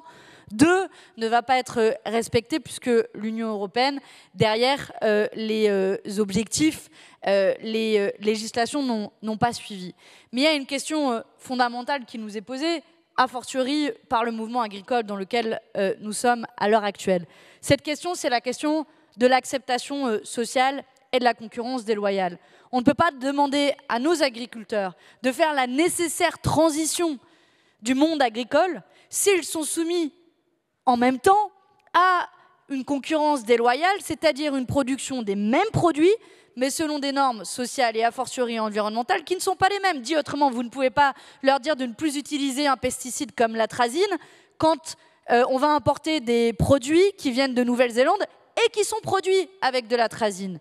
Donc forcément, c'est le meilleur moyen de, y compris, retourner les premiers impactés par le changement climatique, parce que les agriculteurs sont aussi impactés par le changement climatique, contre les normes écologiques. De la même manière, si l'on veut parler de cohérence, on ne peut pas demander aux plus pauvres de notre pays, qui sont là aussi les premières victimes du dérèglement climatique, de payer la note, avec par exemple l'absurde extension du marché carbone qui a été votée par l'Union européenne, qui va l'étendre au logement et au transport, dit autrement à la rénovation thermique, au chauffage et au déplacement des gens qui avaient, on se souvient, créé la colère des Gilets jaunes. Il faut faire payer ceux qui sont les premiers responsables. Quand on sait que les 10% les plus riches sont responsables de 50% des émissions de gaz à effet de serre, je suis toujours frappée du fait que le kérosène pour les avions n'est pas taxé quand le GNR, par exemple, pour les agriculteurs est bien davantage taxé. Pardon ? Le gazole non routier. Le gasoil non routier, pardon. Le gasoil non routier. Et enfin, il y a un dernier enjeu, si on veut parler de cohérence. On ne pourra pas prendre à bras-le-corps la catastrophe climatique si l'on continue, avec les traités de libre-échange que j'évoquais tout à l'heure, donc je ne vais pas dans le détail, Chili, Kenya, Nouvelle-Zélande, Mercosur qui arrivent. Et on a été le seul groupe au Parlement européen à systématiquement s'opposer à l'ensemble de ces accords de libre-échange, même si mes camarades français qui ont cette culture en commun ont mené la bataille avec nous, mais force est de constater que le reste de leur groupe politique a été plutôt favorable. Deuxième chose, en termes de cohérence, on ne pourra pas continuer avec la concurrence libre et non faussée qui veut qu'on veut tout céder au privé, par exemple Fret SNCF, alors que la France est à la bourre sur le transport de marchandises en matière de transport de marchandises sur rail. Moins de 10% de marchandises qui sont transportées sur rail, quand c'est 20% dans l'Union européenne. Et dernière chose, cohérence aussi en matière du droit de la concurrence, quand on a en France plus que 2 usines qui produisent des panneaux solaires, alors qu'on se fixe des objectifs en matière d'énergie renouvelable qu'Emmanuel Macron ne respecte pas. La preuve qu'on peut désobéir le droit européen, mais lui, il le fait pour le pire. Nous, ce droit-là, on le respectera. Mais quand il s'agira d'appliquer le droit de la concurrence ou l'austérité qui nous privera d'investissements en matière écologique, là, je pense qu'il faudra confronter le droit européen. Merci beaucoup David Cormand sur cette question. Et ensuite, on passera à la dernière qui sera celle de Claire Toury. Oui, bon, on a un peu moins de temps pour parler de la question écologique, c'est parfois le cas. C'est dommage. D'abord, je voulais quand même prendre le temps de dire que la prise de conscience écologique qui aujourd'hui quand même a considérablement infusé dans la société, en tout cas en France, on vous la doit, quand je dis vous, les réseaux associatifs d'éducation populaire qui ont énormément travaillé sur ces questions et ont permis d'infuser une compréhension de ces enjeux dans la société. Et ça, voilà, je voulais vous le souligner, vous remercier de ça, même si vous ne l'avez pas fait pour me faire plaisir, mais c'est une question qui est fondamentale, parce que, en vrai, c'est compliqué. C'est compliqué parce que tout le modèle auquel on est habitué, il repose sur une invisibilisation de ce qu'on appelle les externalités négatives, c'est-à-dire les impacts sur l'environnement de nos activités de production et de consommation. Et cette question-là, elle est centrale parce que ça a été invisibilisé historiquement évidemment par les idéologies de droite, mais aussi en partie par les idéologies de gauche. Et donc on part de très loin pour concevoir un espace politique, institutionnel, économique, social comme l'Union européenne et démocratique, à partir de la question écologique. C'est pour ça que j'aime bien qu'on commence toujours par le truc écolo, parce qu'en vérité, il n'y a pas de démocratie possible sur une planète où la capacité à vivre, parce qu'elle sera, la capacité à habiter, sera dégradée. Et c'est déjà ce qu'on est en train de vivre. Quand vous êtes dans l'urgence écologique, comment vous voulez organiser la démocratie? C'est pas possible. Il n'y a pas de solidarité possible sur une planète qui est devenue inhabitable. Et donc la question écologique, c'est pas seulement faut penser à la fois ou quoi. Non, la porte d'entrée des solutions politiques, c'est le prisme écologique. C'est par là que tout commence, parce que c'est le cadre viable qui permet de faire tout le reste. Et donc, pour être bref, pour moi, il y a 3 verbes qui sont essentiels, et il n'y a pas besoin de les expliquer beaucoup. D'abord, réparer. Le projet écologiste, notamment de l'Union européenne, c'est réparer. Réparer ce qui a été détruit au niveau écologique, mais réparer aussi les divisions sociales, le manque de lien social, les services publics qui ont été dégradés, etc. etc. Deuxième sujet, c'est protéger. Parce que dans les métamorphoses que nous devons conduire, il y a, et ça a été dit, un certain nombre de catégories de la population qui sont en première ligne. D'abord, ce sont les premières victimes en général des nuisances environnementales, mais ce sont aussi celles qui sont les plus imbriquées à leur dépendance au carbone et à l'énergie. C'est l'histoire des Gilets jaunes, mais pas seulement. C'est l'histoire aussi, d'ailleurs, il y a beaucoup d'analogies avec le mouvement agricole. Et le troisième verbe, c'est préparer. Il y a la question de préparer la suite. Et pour ça, moi je prône un concept qui s'appelle celui de la sobriété juste. L'enjeu de l'Union européenne, c'est construire un modèle économique et social qui s'appuie sur la sobriété des usages de matières premières, mais de manière juste.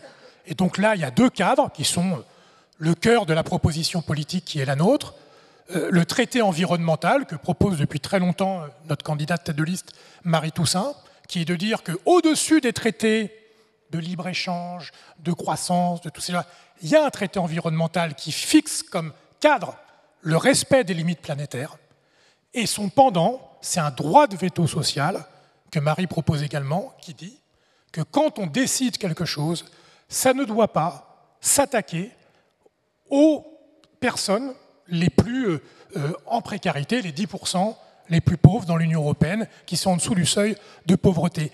Le point, la boussole du projet européen, c'est de tenir dans les limites planétaires, mais au-dessus des attaques que subissent les classes les plus populaires. Et ça, oui, ça s'appelle un projet de sobriété juste. Merci beaucoup. Claire, la question de fin. Super vite, parce qu'après, je voudrais quand même conclure avant que tout le monde s'en aille. On souffre, vous le savez, d'une certaine verticalité du pouvoir. Voilà. En France en particulier, enfin pas seulement en France, mais on souffre d'une certaine verticalité du pouvoir. Nous, acteurs associatifs, acteurs de la société civile organisée, donc ma question pour vous, c'est concrètement comment vous allez nous associer davantage, comment vous allez davantage travailler avec la société civile, avec les associations en premier lieu, mais pas seulement, parce que vous l'avez dit à plusieurs reprises, hein, notre démocratie, elle souffre de tout un tas de choses, mais notamment du mépris que connaissent les corps intermédiaires, qui est un mépris de plus en plus grand ces dernières années. Donc voilà, vous, élus ou futurs élus, comment vous allez faire pour travailler plus et mieux avec nous? Et vraiment, je serai intraitable. 30 secondes. Je suis désolée. Ouais. Monsieur Folliot, je vous en prie. Très clairement, essayez de faire de telle sorte que l'on soit transparent et que l'on dise les choses. Voilà, en ce qui nous concerne, on a décliné 18 propositions sur 6 axes.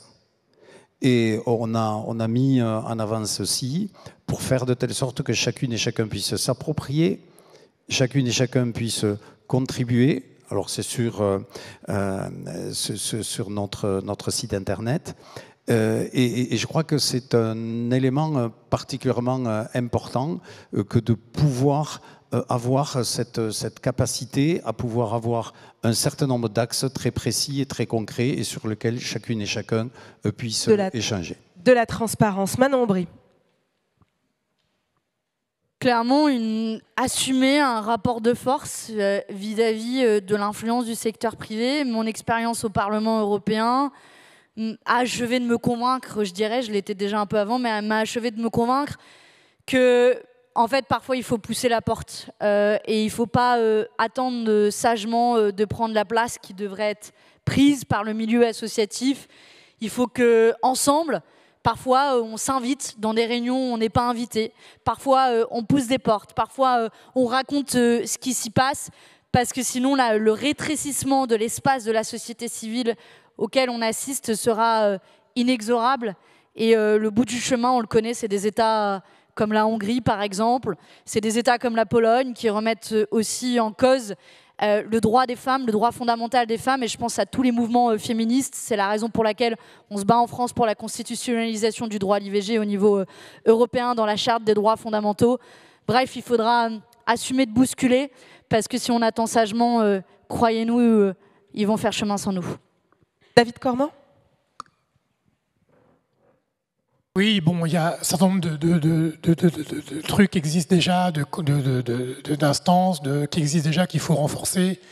Le corps européen de solidarité, on a parlé du CESE tout à l'heure, qui sont des instances qui sont... En fait, il faut aussi s'appuyer sur ces corps intermédiaires. Mais je crois qu'il y a aussi, au-delà des espaces qui existent, il y a, et je veux finir là-dessus au fond, sur les stratégies, tout à l'heure, la table ronde précédente, il y avait aussi la CFDT, il y avait un certain nombre de... En fait, je pense qu'il faut rompre avec un habitus politique qui est de diviser, en tout cas de ne pas coordonner suffisamment les 3 leviers qui permettent de changer la société. Le premier levier qui permet de changer la société, c'est les résistances. C'est toutes les luttes. Il y a beaucoup de luttes d'ailleurs écologiques contre Notre-Dame-des-Landes, Extinction Rébellion, etc., etc. C'est comment on s'oppose à quelque chose frontalement, directement, physiquement parfois, contre quelque chose qui nous paraît injuste. Le deuxième levier pour changer la société, c'est les utopies concrètes. C'est mettre en œuvre des alternatives qui disent un autre modèle est possible. Et ça, c'est quelque chose auquel vous êtes au cœur. Et le troisième levier, c'est l'institution. Trop souvent, de mon point de vue, on travaille en silo. C'est-à-dire qu'en fait, les résistances regardent en chien de faïence l'aspect institutionnel face à la puissance des ennemis qui sont face à nous, de leur mobilisation et de leur détermination, et ça a été dit, y compris à remettre en question l'état de droit et des valeurs fondamentales pour continuer à tenir sur leur imaginaire économique, libéral, etc., on n'a plus le luxe de ne pas coordonner davantage ces différents leviers qui permettent de changer la société. Donc moi, l'invitation que je nous fais, ça concerne les organisations politiques, les élus, mais aussi tout le reste de la société, c'est que cette imperméabilité, ou en tout cas cette non-coordination assumée, nous affaiblit. On a besoin de faire front ensemble, pas dans une stratégie défensive, mais dans une stratégie offensive. Se parler, faire ensemble. On se parle déjà. Oui, mais désiloter et vraiment être dans l'action ensemble. Léon de Fontaine ? Oui, je pense qu'en premier lieu, il faut vous donner les moyens de continuer non seulement à exister, mais surtout au milieu associatif, de pouvoir se renouveler, de pouvoir créer de nouvelles associations, de nouvelles structures. Et ça passe par, premièrement, la remise en cause du tout marché, de la marchandisation qui vous pousse à faire des appels d'offres, à finalement, petit à petit, se transformer aux mêmes logiques qui ont cours aujourd'hui dans le secteur privé. Donc il faut remettre en cause cette marchandisation et réaffirmer que certains secteurs doivent être complètement épargnés des lois du finance et des lois du marché. Il faut aussi permettre aux acteurs, notamment à la commune, aux collectivités territoriales, d'avoir assez de moyens pour continuer de créer du lien entre les prises de décision au plus locales, au plus proche des gens et avec les associations. Et pour ça, notamment, il y a un certain nombre de leviers économiques à l'échelle européenne. Je ne vais pas tous les citer là parce que je n'ai pas le temps. Et je pense que dernière chose, c'est qu'il faut recréer du lien, de la proximité entre les élus et les acteurs, quels qu'ils soient, notamment celles et ceux de la société civile. Je rejoins ce que disait Philippe Folliot tout à l'heure. On a besoin de recréer de la proximité entre les députés européens et nos concitoyens.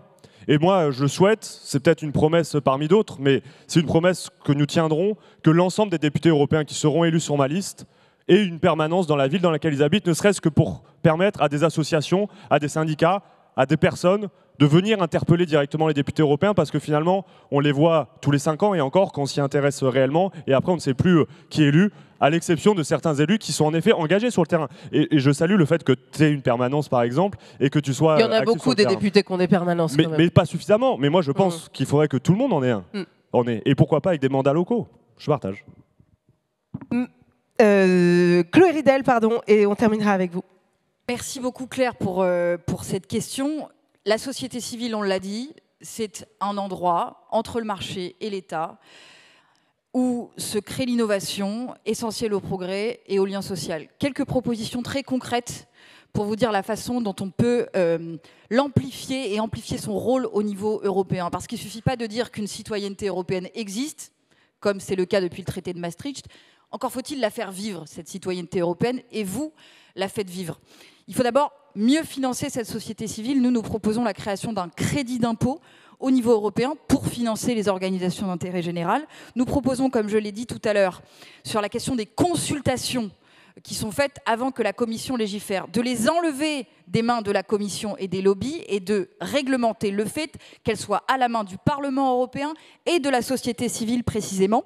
Et puis, une troisième proposition qui me tient à cœur, que nous faisons et qui est assez, je pense, originale, d'aider à mieux structurer cette société civile au niveau européen et de façon plus informelle que le CESE, par exemple, mais de financer des forums qui réunissent diverses initiatives locales, notamment en matière écolo. Il y a plein de bonnes associations qui font des choses au niveau local, qui inventent des contre-modèles, et il s'agirait de financer un forum en dehors des institutions, mais qui servirait au partage des bonnes pratiques. Et je prends par exemple l'exemple dans le mouvement climat.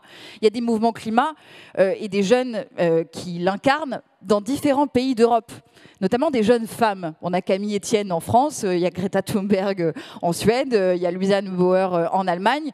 Il faut que ces figures du mouvement climat et ces différents mouvements climat nationaux se parlent et se coordonnent mieux au niveau européen. Et donc, nous proposons... Ils se parlent déjà, ils se coordonnent. Oui, mais il manque des financements. Avec des financements, ils pourraient faire beaucoup plus. Là, ça repose sur l'énergie folle de quelques activistes. Et donc, il faut qu'on aide aussi à structurer ces réseaux-là qui sont très précieux pour faire vivre notre Europe. Merci beaucoup. Merci pour ces échanges menés au pas de charge. Vous avez joué le jeu. Merci pour ça, Manon Aubry, David Cormand, Léon Desfontaines, Chloé Ridel, Philippe Folliot. Et évidemment, ce dialogue n'est pas terminé avec la société civile et les associations. Merci en tout cas.